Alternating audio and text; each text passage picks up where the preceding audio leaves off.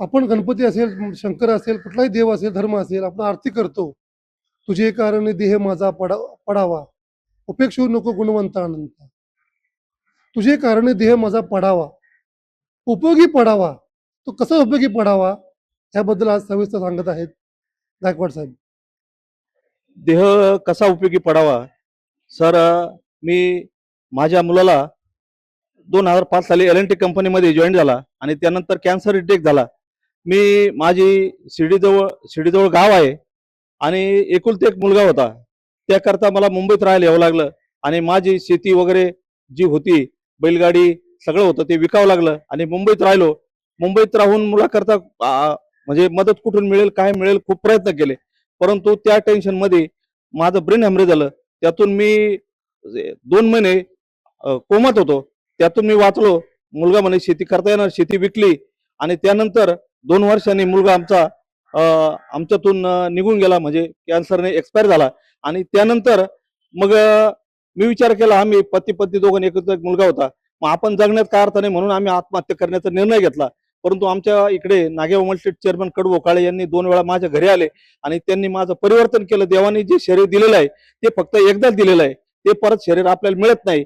आणि तुमचा चांगला अनुभव असताना तुम्ही अनेक लोकांचे प्राण वाचू शकता. तुमच्याकडे आर्थिक परिस्थिती नाहीये, परंतु आम्ही तुम्हाला काहीतरी मोलाचं सहकार्य करू आणि तुम्ही लोकांना मदत मिळवून देण्याचं काम करा.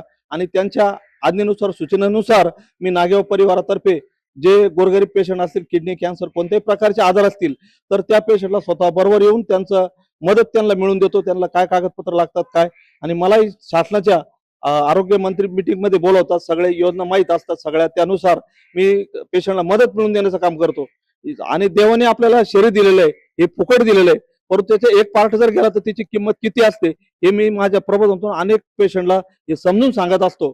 आणि त्यातून आता जे आर्थिक मदत, मग ते कोणत्या हॉस्पिटल मिळते, काय मिळते, आपण ती मदत मिळवून देण्याचं काम करतो. कोणाही आपण कमिशन नाही किंवा काय नाही, एक सेवाभाव मी त्या पेशंट मध्ये देऊ बघतो. आणि त्याची पार्टची किंमत किती असते हे लोकांना समजून सांगून, किती मोठं ऑपरेशन असेल तर आपण ते फ्रीमध्ये करून देतो. आणि हे काम करीत असताना मला आतापर्यंत 325 पुरस्कार मिळाले.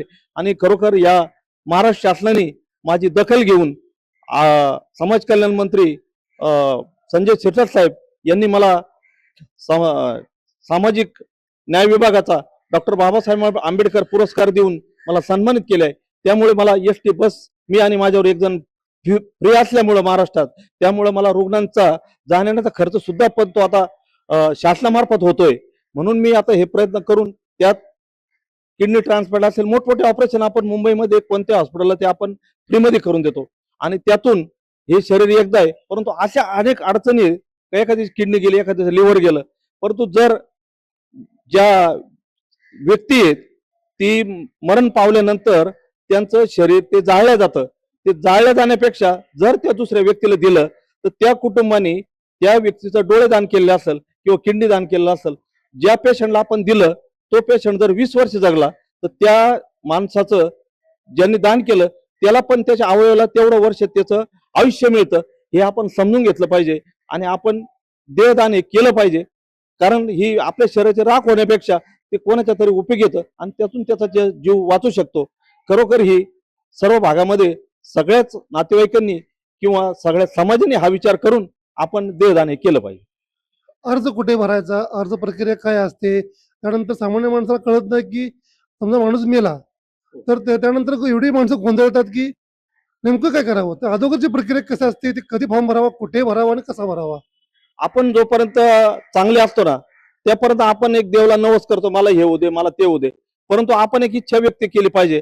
आपण ज्या वेळेला मृत्यू पावतो त्यावेळेला आपण कुटुंबाकरता एक फॉर्म असतो शासनाचा, तो फॉर्म भरून देऊन आपले जर त्याला वारस पत्नी असेल, मुलगा असेल किंवा कोणी नातेवाईक असेल, आपलं देहदान करायच्या वेळेला त्यांना त्यांचे नाव आपण त्या फॉर्म मध्ये टाकले पाहिजे आणि आपली संमतीचं त्याच्यावर आपण सही करून तो फॉर्म भरून दिला पाहिजे. आणि देहदान केल्यानंतर आपला मृत्यू झाल्यानंतर 6 तासाच्या आत येऊन ती बॉडी आपली ते घेऊन जातात आणि आपलं देहदान इतर पेशंटला ते उपयोग येतं.